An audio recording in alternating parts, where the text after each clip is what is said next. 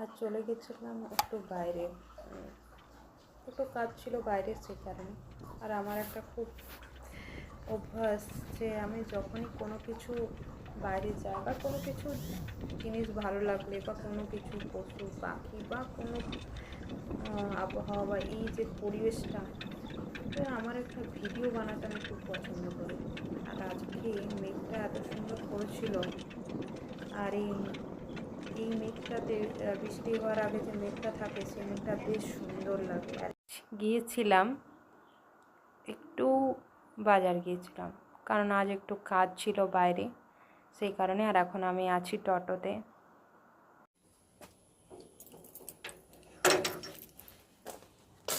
চাবিটা এইখানেই ভুলে যাচ্ছিলাম, এই চাবিটা, এই চাবিও থাকতো না, এই তালাও থাকতো না।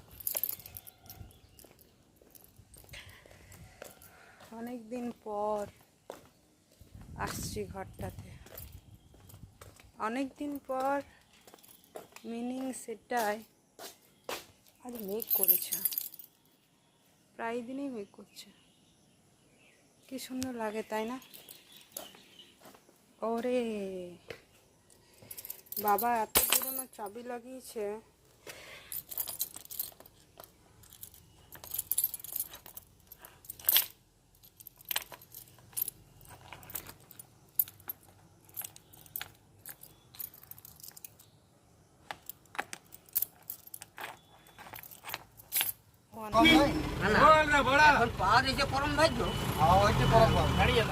ইংরেজি 66 সাল চাষ হয় নাই, চাষ হয় নাই। চালের দাম কত জানিস? 10 টাকা কিলো। কোথায় 10 টাকা কিলো কোথায়? 66 সালে তখন তখন তার এই বর্ধমান আর এখন তোমাকে 35 36 40 40 টাকা তখন তো এখনকার বাজার মানে বেঁচে হয়েছে ফর্মুলা। আর তখন পাওয়া ছিল না। এখন 30 টাকা কিলো আলু। 10 টাকা কিলো চাল কিনতে যাই কি না, চুরি করে নিয়ে যেত। প্রকাশ্যে নিয়ে যাবে। এখন দাও 30 টাকা মাইল কিলো আলু। ছাতু খাইয়েছে, কুর্তির ছাতু খাইয়েছে, সোনারে ঘাটা খাইয়েছে মানুষ। জহরলাল মরে কাল হইল, একটা গান বেরিয়েছিল বাউল। এখন 30 টাকা কিলো আলু। আজ বলছি আজ 35 না কিনে নেই, ওই যে জানেন না সকালবেলা ঠিক করি 35 টাকা কিলো টাকা বলছি।